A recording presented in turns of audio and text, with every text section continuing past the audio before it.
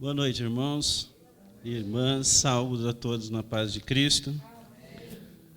Gostaria de refletir com os irmãos essa noite o texto de Zacarias, capítulo 12.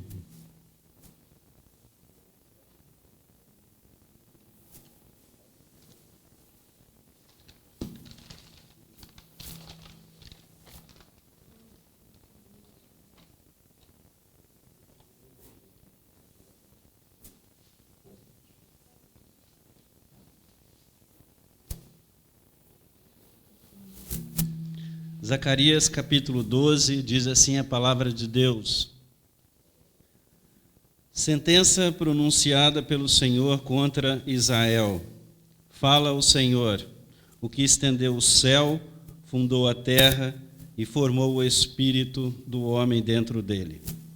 Eis que farei de Jerusalém um cálice de tontear para todos os povos em redor e também para Judá, durante o sítio contra Jerusalém. Naquele dia, farei de Jerusalém uma pedra pesada para todos os povos. Todos os que a erguerem se ferirão gravemente, e contra ela se ajuntarão todas as nações da terra. Naquele dia, diz o Senhor, ferirei de espanto a todos os cavalos e de loucura os que os montam. Sobre a casa de Judá abrirei os olhos e ferirei de cegueira a todos os cavalos dos povos. Então os chefes de Judá pensarão assim: os habitantes de Jerusalém têm força do Senhor, a força do Senhor dos exércitos, seu Deus. E naquele dia porei os chefes de Judá como um braseiro ardente debaixo da lenha e como uma tocha entre a palha. Eles devorarão à direita e à esquerda a todos os povos em redor. E Jerusalém será habitada outra vez no seu próprio lugar, em Jerusalém mesmo.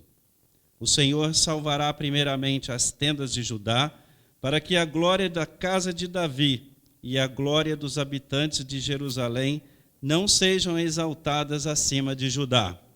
Naquele dia, o Senhor protegerá os habitantes de Jerusalém, e os mais fracos dentre eles, naquele dia, será como Davi, e a casa de Davi será como Deus, como o anjo do Senhor diante deles. Naquele dia, procurarei destruir todas as nações que vierem contra Jerusalém. E sobre a casa de Davi e sobre os habitantes de Jerusalém derramarei o espírito da graça e de súplicas. Olharão para aquele a quem traspassaram, pranteá-lo-ão como quem pranteia por um unigênito, e chorarão por ele como se chora amargamente pelo primogênito. E naquele dia será grande o pranto em Jerusalém, como o pranto de Hadad e Rimon, no vale de Megido. A terra pranteará cada família à parte, a família da casa de Davi à parte, e suas mulheres à parte, a família da casa de Natã à parte, e suas mulheres à parte, a família da casa de Levi à parte, e suas mulheres à parte, a família dos Semitas à parte, e suas mulheres à parte, todas as mais famílias, cada família à parte, suas mulheres à parte. Amém. Que o Senhor nos abençoe na leitura da Tua palavra, como já orou o diácono Júlio e a nossa irmã Wilce, né? Meus irmãos, eu li esse texto todo que é para contextualizar, né? Texto bíblico sem contextualizar vira pretexto. Então, é para mostrar duas coisas de início, né? Nosso título de hoje é o Espírito da Graça. E se nós prestarmos bastante atenção aí, o nosso foco é o versículo 10, mas eu li todo o capítulo que é para contextualizar a providência de Deus, né? E tirar aquela ideia de que Deus castiga, Deus disciplina. Deus não castiga. Deus disciplina, e quando Ele disciplina, nós devemos nos sentir felizes quando Ele nos disciplina, porque é sinal do seu amor para conosco. Ele quer corrigir a nossa rota. Então, Deus, Ele nos corrige, Ele nos disciplina para que nós sejamos como colocados para o teu propósito, o teu verdadeiro propósito, né? O profeta aí nesse texto ele nos mostra o arrependimento do povo de Israel. E Deus derramará com isso o Espírito sobre o seu povo, e esse seu Espírito fará com que reconheçam aquele a quem traspassaram. Ou seja, nós vamos tratar desse texto que ele revela o arrependimento verdadeiro. E esse é o nosso foco. O versículo 10, ele diz assim: e sobre a casa de Davi e sobre os habitantes de Jerusalém derramarei o Espírito da graça e de súplicas. Olharão para aquele a quem traspassaram e pranteá-lo-ão como quem pranteia por um unigênito, e chorarão por ele como se chora amargamente pelo unigênito. Né? Aí está o texto que fala do verdadeiro arrependimento. Deus provoca um arrependimento no coração daquele povo para que eles recebam o Espírito da graça, o seu Espírito da graça. E nós temos aí a ação viva, a ação do Espírito Santo, a ação atuando no coração do homem que provocado por Deus, um arrependimento, um reconhecimento de quem é Deus e do que Ele pode fazer. Está aí o nosso texto. E aí eu vou destacar para vocês nessa ação do Espírito Santo, são 3 pontos que eu acho que são fundamentais nessa nossa reflexão. O primeiro que é, onde é que o Espírito da graça é derramado, é pregado o arrependimento. Então, todas as vezes que nós vimos a ação do Espírito Santo atuando sobre cada um de nós, nós temos a certeza de que nós somos capacitados a reconhecer a nossa própria culpa e a olhar para aquele que expurgou essa nossa culpa. Nós só reconhecemos a nossa culpa quando nós somos convencidos pelo Espírito Santo.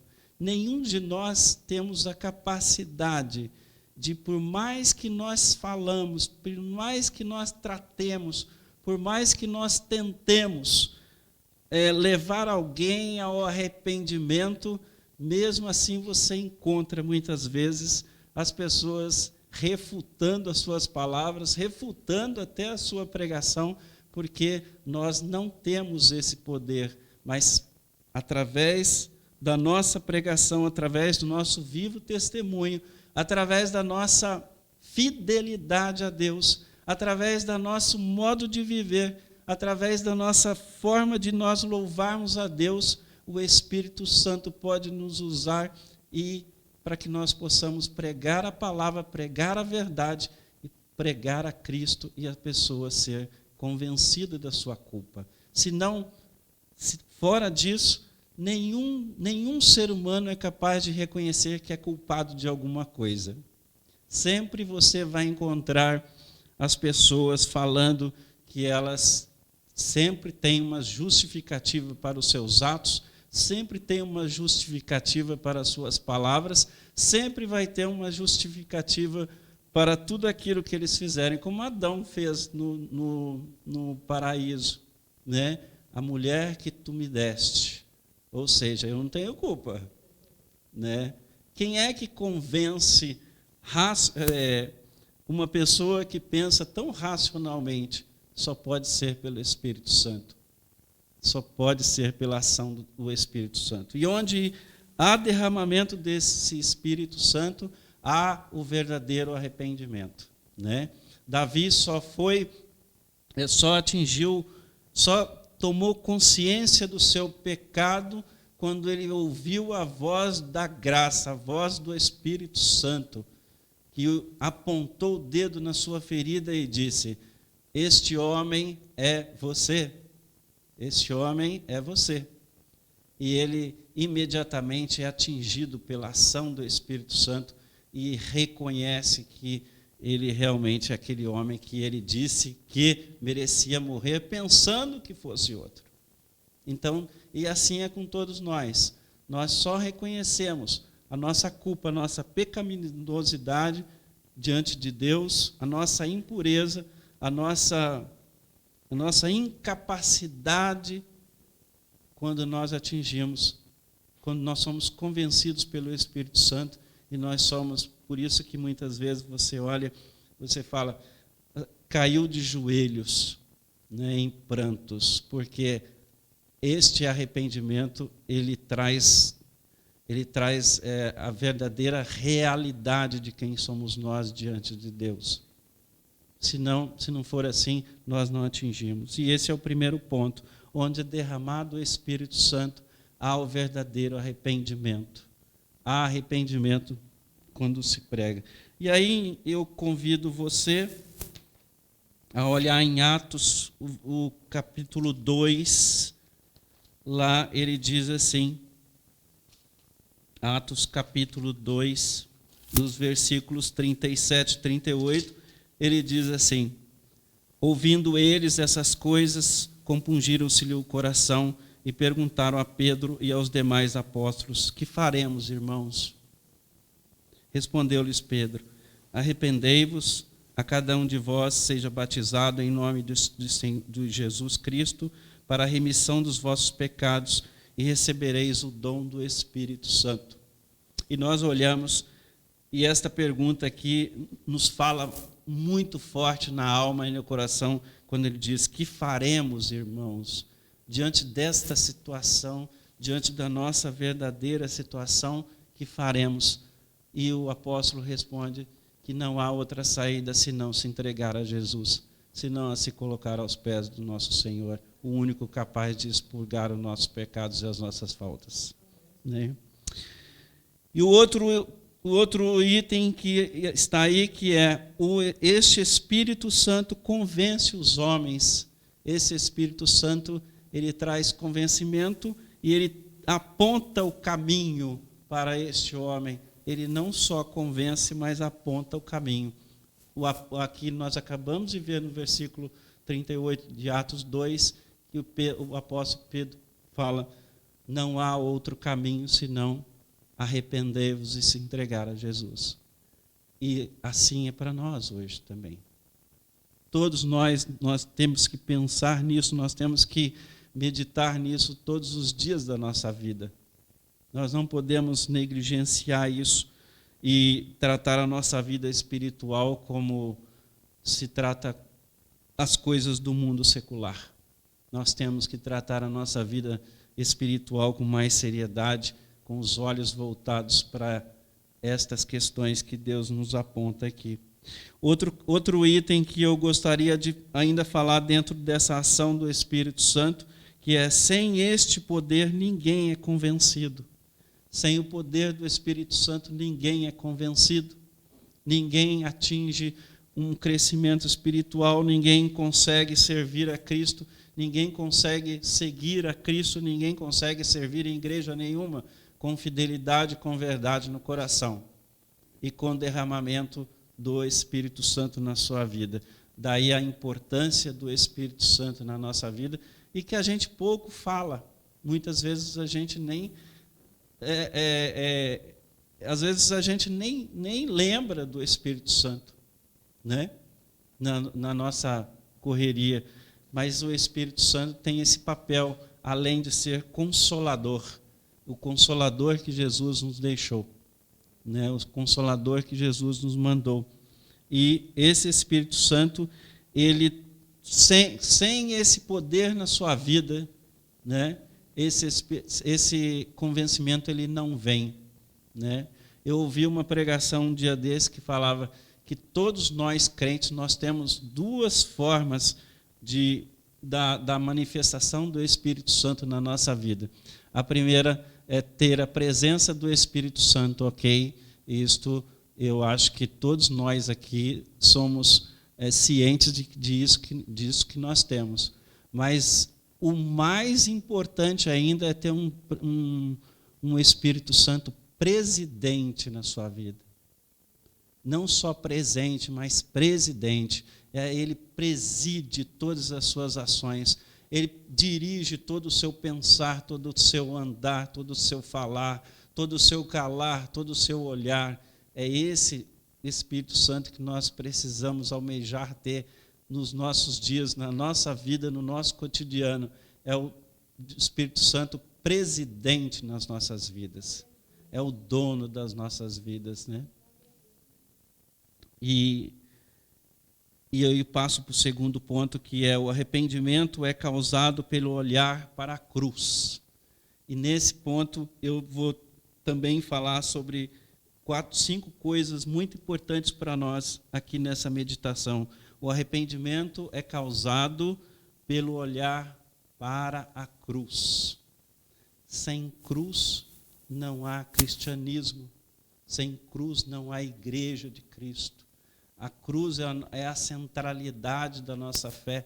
A cruz nos traz Jesus como a centralidade da nossa fé. Nós não podemos, ele é a central da igreja. Eles virão, o primeiro ponto é, aqueles que viram aquele a quem traspassaram e lamentaram.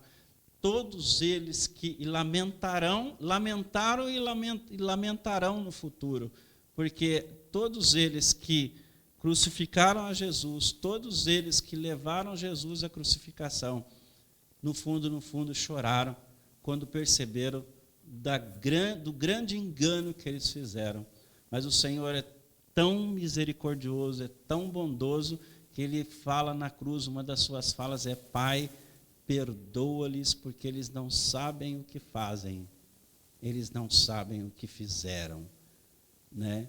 Mas nós, meus irmãos, à medida em que nós levamos uma vida cristã, uma vida desleixada, uma vida, à medida em que nós tratamos a nossa fé de forma desleixada, nós crucificamos a Jesus todos os dias com nossos pecados.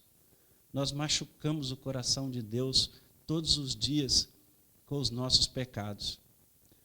À medida em que nós não levamos a nossa vida de comunhão com Deus.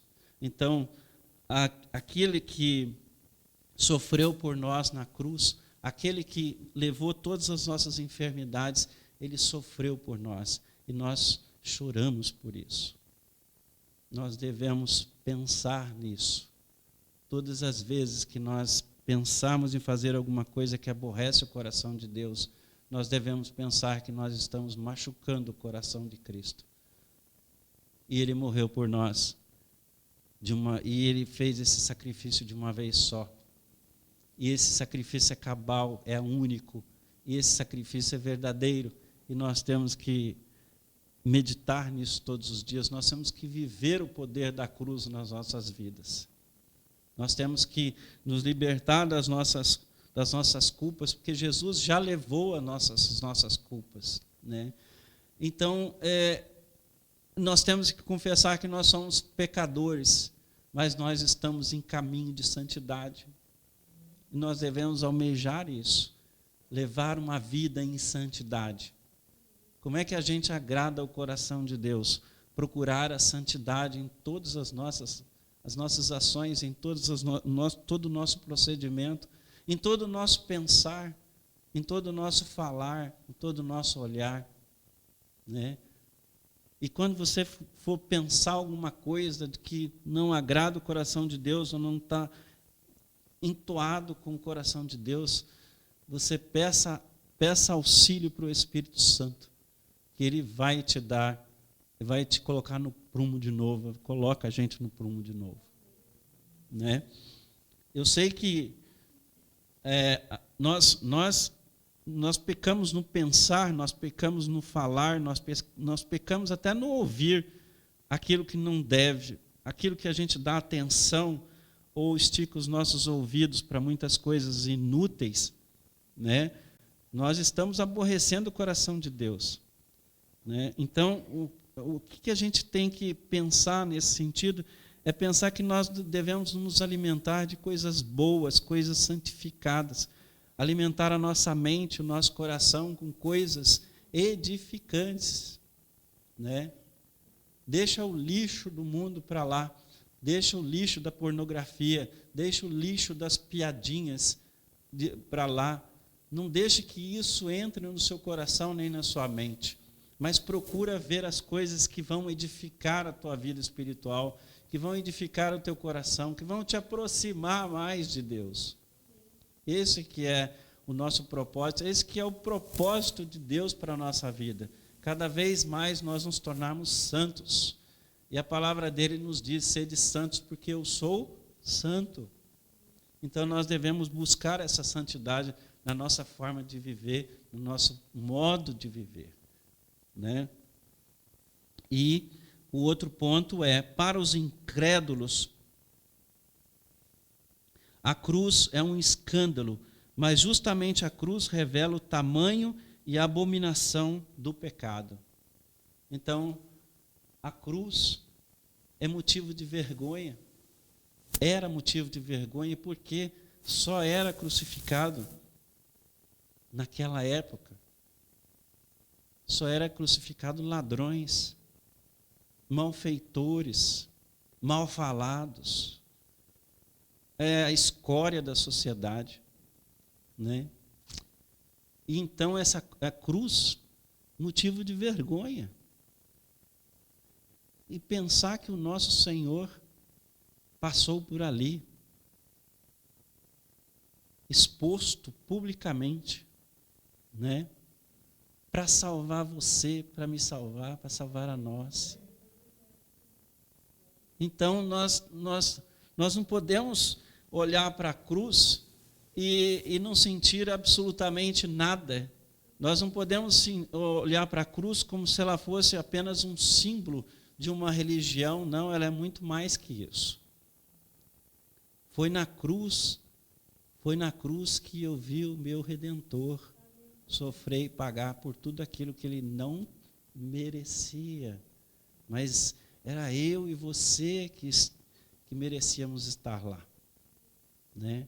E para os incrédulos, essa cruz ela é apenas um símbolo da religião. Ela não tem esse significado que tem para nós. Nós olhamos para a cruz de uma forma diferente, o nosso olhar é diferente, porque o nosso coração está no nosso Senhor, no nosso Redentor. Ela não é um símbolo, só um símbolo, ela é muito mais que isso.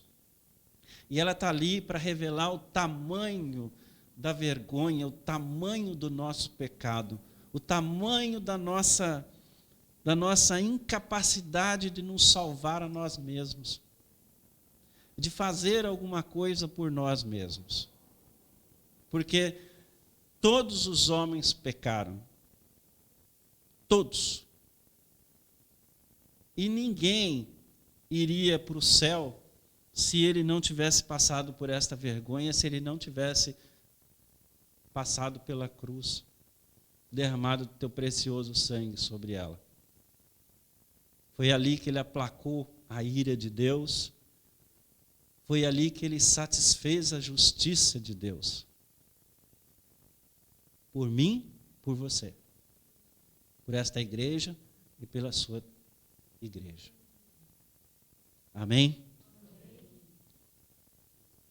Mas para os incrédulos, isto é um símbolo apenas. Para nós é muito mais que isso. Na cruz, nós vemos a grandeza do amor de Deus. Essa cruz, ela demonstra o amor de Deus. Deus amou o mundo de tal maneira que deu o seu próprio Filho para nos salvar. Então, há um tempo atrás, dando aula na escola dominical, eu fiz uma pergunta, eu falei, qual de nós daríamos o nosso filho para salvar alguém? Na época, eu não encontrei ninguém. Eu acho que eu continuo não encontrando ninguém. Porque eu, pelo menos, tenho 3 filhos, e nenhum deles eu entregaria para ninguém. Poderia ser que eu me entregaria, mas a eles não. E aí, a gente pode pensar na grandeza do coração de Deus, quando Ele entrega o seu próprio Filho e num certo momento da crucificação, ele parece que abandonou, que virou as costas para aquele filho, porque o tamanho da abominação em cima dele é tão grande que era impossível para Deus contemplar aquele momento. Era impossível para Deus contemplar. Deus não contempla o pecado. Deus não contempla a abominação. Mas foi ali que Deus demonstra o seu grande amor. Esse amor não foi só pelo filho, mas esse amor foi por você. Esse amor foi por mim. Esse amor foi por todos nós. Não há amor, não há obra maior que esta, no céu e na terra. Você não vai encontrar.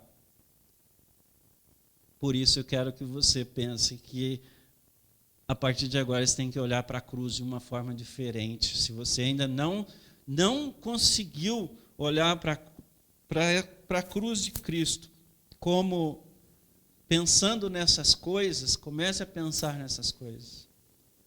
Porque aí você se diferencia daquele incrédulo ou daquele que olha para a cruz como um símbolo apenas. Um símbolo de uma religião. A cruz é muito mais para você e para mim. Né? Na cruz nós vemos o nosso substituto verter o seu sangue. Olha lá, e isso já era uma promessa lá no Antigo Testamento. Em Isaías capítulo 53, versículo 4, diz exatamente isso. Que ele seria traspassado, que ele seria morto, crucificado, que ele se entregaria por nós, que ele levaria sobre si todas as nossas enfermidades. Quem você encontra com este amor e com essa entrega por você? Seu pai? Sua mãe? Sua esposa? Seu marido? Seu filho? Não. Somente Ele, Jesus. Somente Ele. E nós vemos lá que o nosso substituto verteu o seu sangue. Não foi um sangue qualquer. É um sangue aceito por Deus, porque partia de um cordeiro perfeito. Aquilo que nós não somos. Partiu de um cordeiro sem defeito. Aquilo que nós não somos. Partiu de um cordeiro sem pecado. Aquilo que nós não somos. Tudo aquilo que nós não somos. Por isso que eu não sou capaz de salvar o meu filho, por mais que eu o ame. Por isso que eu não sou capaz de salvar a minha esposa, por mais que eu a ame. Por isso que você não é capaz de salvar ninguém, por mais que você ame, porque você é imperfeito. Só Jesus foi perfeito. Só Jesus é perfeito. E Ele é tudo aquilo que nós não somos. Ele é tudo aquilo que nós não fomos. Né? A cruz é o cumprimento da Escritura.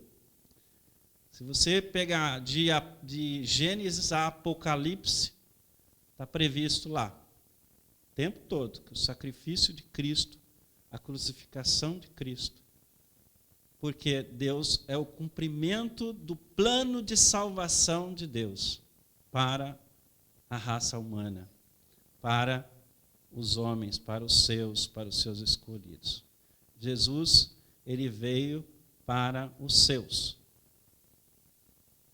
Jesus é o cumprimento da Escritura. Na cruz, ele cumpre todo o plano de salvação de Deus.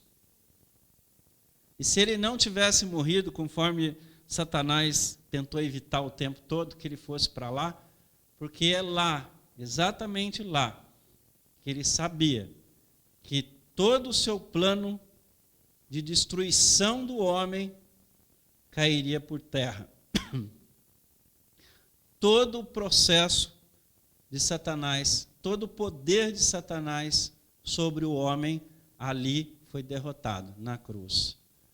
E isso tenta evitar o tempo todo que Jesus seja crucificado. É até estranho a gente dizer isso, mas Satanás não queria que Jesus fosse crucificado, porque ele sabia que ele ia ser derrotado na cruz. Ele sabia que ali seria o fim do seu poder, do seu domínio sobre a alma humana. Ele não tem mais, a partir daquele momento, domínio sobre você, sobre mim. Porque Deus, na cruz, Deus nos liberta. Jesus traz liberdade para nós, morrendo na cruz e se entregando por nós. O outro ponto que eu gostaria de colocar aí, que é no arrependimento verdadeiro, quando ele existe, quando é atingido pelo coração humano, esse arrependimento ele causa profunda dor. Já sentiu dor do arrependimento? Se você não sentiu, você precisa sentir. Porque essa dor todos nós temos que ter, de arrependimento. E arrependimento aqui, a gente está falando dessa dor, não é remorso. Remorso é culpa. Remorso é culpa. Arrependimento, ele gera dor que é para você confessar. Que é para você se derramar diante de Deus. E é essa ação do Espírito Santo que Deus coloca para nós, no nosso coração. Porque à medida em que nós sentimos essa dor do convencimento do nosso pecado, nós sentimos a dor e nós confessamos o nosso pecado. É isso que Deus quer de nós, de cada um de nós. Que nós reconheçamos a nossa falha, que nós reconheçamos o nosso pecado e confessemos. Então, tem uma parte do Salmo que diz assim: enquanto eu calei o meu pecado, ou seja, pecado não confessado pelo arrependimento e não confessado, envelhece os ossos, ou seja, te leva à morte. Mas se você tem um verdadeiro e profundo arrependimento, pela dor no seu coração, você confessa e você encontra libertação. Você encontra liberdade do pecado confessado. Porque quando você confessa, é um sinal de que o seu coração doeu e que você encontra Deus. Você sabe da sua culpa. E você não vai fazer aquilo mais. Porque essa dor, ela vai doer todos os dias que você pensar em pecar. Né? E a Escritura nos diz que um dia Israel, e aqui a gente fala pensando Israel, que é o povo de Deus, que somos nós hoje, lamentará amargamente o que eles fizeram lá atrás. E aqueles que continuam vivendo suas vidas à margem da cruz também lamentarão amargamente por isso. Isso é escatológico, né? Isso é promessa para quem olha para a cruz e promessa para quem não olha para a cruz. Né? Porque nós olhamos para a cruz e eu tenho quase certeza que cada um de nós que vivemos aqui com fé, fiéis, nós não temos medo da morte. Eu acho que não. Porque nós sabemos para onde nós vamos. Quando nós olhamos para a cruz, nós sabemos para onde nós vamos. Então, assim, não há o que temer. É lógico que ninguém vai sair por ali e buscando a morte, né? Eu acho que nós temos que louvar a vida, porque a vida é um dom de Deus. E enquanto ela é vivida na presença de Deus, ela é boa. Não tem dúvida sobre isso. Mas a questão é, quando chegar a nossa vez, nós sabemos para onde nós vamos. Nós temos essa certeza no nosso coração, porque nós olhamos para a cruz e nós sabemos do que foi feito na cruz por nós, que Jesus fez por nós. Então não há o que temer. Agora, o incrédulo, sim, ele tem muito o que temer, porque ele não sabe, ele não tem certeza para onde ele vai. É uma incógnita. Né? E o que acontece? Acontece que ele vai, sim, todos nós, um dia, nós vamos prestar conta, e diz lá que uns serão coroados, outros lamentarão amargamente, sim, de não ter considerado a cruz de Cristo. Né? Não tem assim que todos dobrarão o seu joelho diante dele e reconhecerão que ele é o Senhor? E isso está envolvendo crentes e não crentes. Todos. Até o incrédulo que hoje despreza a cruz de Cristo, até o incrédulo que hoje desfaz da cruz de Cristo, do sacrifício de Cristo na cruz, esse também terá que reconhecer que ele é o Senhor. Esse também terá que reconhecer. Todos nós teremos que reconhecer que ele é o Senhor. Só que nós, de uma forma muito diferente, nós já reconhecemos hoje que ele é o Senhor. Né? Os outros saberão pela dor. Aí lamentarão amargamente de não ter reconhecido antes, quando tiveram a oportunidade, quando ouviram a palavra. As autoridades lá religiosas, que o Pilatos e os seculares, que são os seculares lá, as autoridades, Pilatos e as autoridades religiosas, que são os escribas, os líderes de Israel, eles condenaram Jesus à morte. E o pior é quando você olha para esses homens aqui que traíram Jesus, que entregaram Jesus para a crucificação, esses homens conheciam as Escrituras. Esses homens não eram ignorantes da Escritura. Mas eles entregam Jesus, mesmo assim, por um sentimento de quê? De inveja. Um sentimento de quê? Que Jesus iria tomar o poder deles, que saberia mais que eles.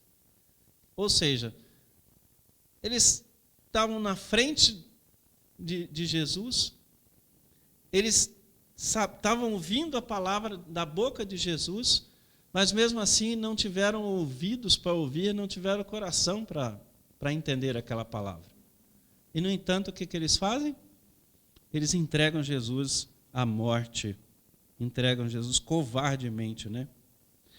O convencido pelo Espírito de Deus acusa-se e lamenta sobre seu próprio pecado.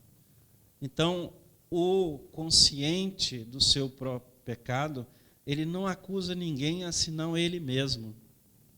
Ele não busca no outro o pecado ou o erro, mas ele fala, não, eu sou carente da graça. Meu irmão e minha irmã, a melhor coisa na vida nossa que nós temos é sermos sempre carentes da graça, nos julgarmos assim. Que à medida em que eu tenho esse sentimento no meu coração, dado pelo Espírito Santo, eu tenho aquele feelingzinho, quando eu vou fazer alguma coisa errada, eu sinto que eu vou errar, eu sinto que eu vou machucar o coração de Deus. Eu sou carente da graça. Não sou, porque eu não consigo cumprir a lei integralmente. Ninguém é capaz de cumprir a lei integralmente. Nenhum de nós. Todos nós somos carentes da graça. Todos nós. Não há um autossuficiente sequer. O outro item que eu destaco aí, que é o arrependimento verdadeiro, abre a fonte da salvação. O arrependimento verdadeiro abre a fonte da salvação. Primeiro vem o arrependimento. Depois, o pecador encontra a fonte da salvação, ele encontra Cristo. Percebe que sem arrependimento não há salvação? Sem arrependimento não há como você confessar Cristo como seu único e verdadeiro Salvador? Então, a passagem pelo arrependimento, que é obra do Espírito Santo no seu coração, é a fonte da salvação. Quando você encontra arrependimento verdadeiro, você encontra Cristo. Ele te amparando ali. Não, pode ficar tranquilo. O que você fez está perdoado, eu já paguei por você na cruz. Somente, isso é um privilégio do cristão. Não há outro maior privilégio do que esse. E ninguém mais encontra esse privilégio a não ser nós cristãos, graças a Deus por isso. Não há outro caminho, né? E, concluindo a nossa reflexão dessa noite, eu fui lá buscar uma fala do Tozer, W. Tozer, que ele diz assim, ó: Cristo é para o seu povo tantas coisas maravilhosas, ele lhes traz tanta riqueza de benefícios que a nossa mente não consegue compreender e nem o coração encontra palavras para expressar. Então, por mais que nós tentemos explicar, por mais que nós tentemos expressar, nós não conseguimos expressar essas maravilhas todas, assim, completamente, essas maravilhas dos benefícios de Cristo na nossa vida. E a gente vai descobrindo, né? A gente vai descobrindo cada vez mais. Ouvi uma pregação outro dia que ele falava assim: o que você vai fazer no céu na eternidade? Aí o pastor respondeu: você vai conhecer a Deus, e conhecer a Deus, e conhecer a Deus, e conhecer a Deus, e conhecer a Deus, e você nunca vai esgotar esse conhecer a Deus, porque Deus não é esgotável. Então, na eternidade, você pode ficar, segundo a pregação do pastor, e eu creio nisso também, você não vai ter tempo para ficar cansado de escutar as mesmices, você vai aprender de Deus o tempo todo, né? E aí a gente vai naquela palavra que diz assim, né? Um dia na casa do Senhor é como 1000 anos, né? Então, nós não precisamos ter medo dessa eternidade, nós não podemos ter insegurança dessa eternidade conquistada por Cristo na cruz. Nós vamos conhecer e conhecer e conhecer e conhecer, e a nossa mente, o nosso coração é incapaz de expressar em palavras esse conhecimento de Deus que está prometido para nós, né? Esses tesouros aí são atuais e futuros. Atualmente nós gozamos das benesses da cruz, nós gozamos das benesses de Cristo, os benefícios de Cristo.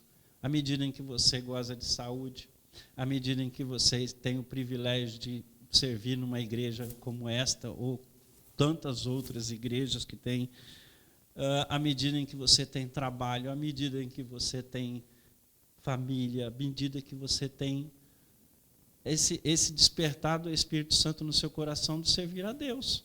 É um privilégio servir a Deus. Quantas pessoas estão servindo outras causas, se não Deus? Quantas pessoas estão servindo a outras coisas, se não Deus? E nós estamos servindo a Deus, nós estamos procurando servir a Deus. Mesmo diante da nossa imperfeição, mesmo com todas as nossas imperfeições, nós estamos servindo a Deus e buscando a Deus, né? Então, esses tesouros são atuais e futuros. O futuro é a nossa vida eterna com Deus, é a nossa vida eterna no céu. O céu tem que ser uma realidade para cada um de nós, né? O céu tem que ser, ele não é uma realidade distante de nós, mas ele tem que ser uma realidade dentro do seu coração, porque foi para isso que Cristo morreu, para te dar o céu, para nos dar o céu e para nos levar para Ele, né? Ele fala que na casa de meu pai há muitas moradas, se não fosse assim Ele não diria para nós. E isso é verdadeiro. Cada palavra que sai da boca de Cristo, ele tem que ter um impacto no seu coração, na sua mente. Ele tem que impactar você. Se essa palavra não te impacta, tem algum problema com a sua vida espiritual. Cada palavra de Cristo, cada palavra da Bíblia, ela cria um impacto no nosso coração, no nosso pensar, no nosso falar, né? Vai transformando a nossa pessoa, o nosso coração, né? Então, esse futuro. E o Espírito da Verdade, falando por intermédio de Paulo, do apóstolo Paulo, nos assegura que Deus, em Cristo, nos abençoou com todas as bênçãos espirituais. E elas são nossas como filhos da nova criação. Ou seja, nós somos feitos novos filhos de Deus. Nós temos uma nova vida em Cristo.